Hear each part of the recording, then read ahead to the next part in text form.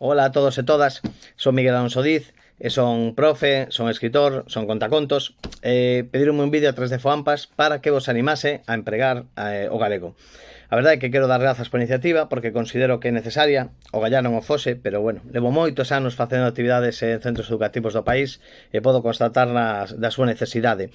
Eu máis que animarvos a falar en galego, vouvos a contar unha pequena historia relacionado cun poema, non? Esta historia relacionada cun poema, que é a historia da lingua da Fraga, que é un poema incluído no Cullarapo Croque e que é un poema co que eu remataba as contadas cando estiven en Porto Rico.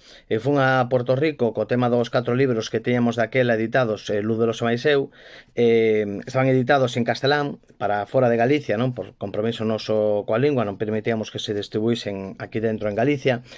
E ali, pois, bueno, con aqueles libros en castelán eu recitaba, pois, poemas as historias en castelán, un poquinho en inglés, e logo sempre remataba a contada con esta historia da lingua da Fraga.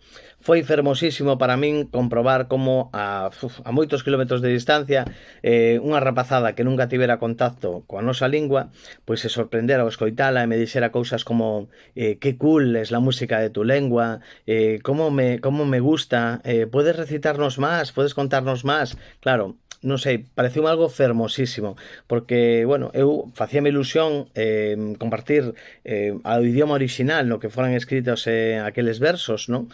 Pero, claro, non sei, tampouco esperaba que unha acollida tan fermosa por parte, neste caso, daquela rapazada que se achegaba sen presuicio ao noso idioma. O poema en cuestión é este, a historia en Guadafraga, di así: os vellos contan que hubo unha serea que tiña peixes no cabelo e prata na pel, que dos seus beizos nacían fermosas historias nunha lingua que xa non lembraba ninguén. Contan os vellos que a serea estaba triste por non facerse entender e que por mor disto fuxiu río arriba, buscando morrer. Que foi dela? Que foi dela?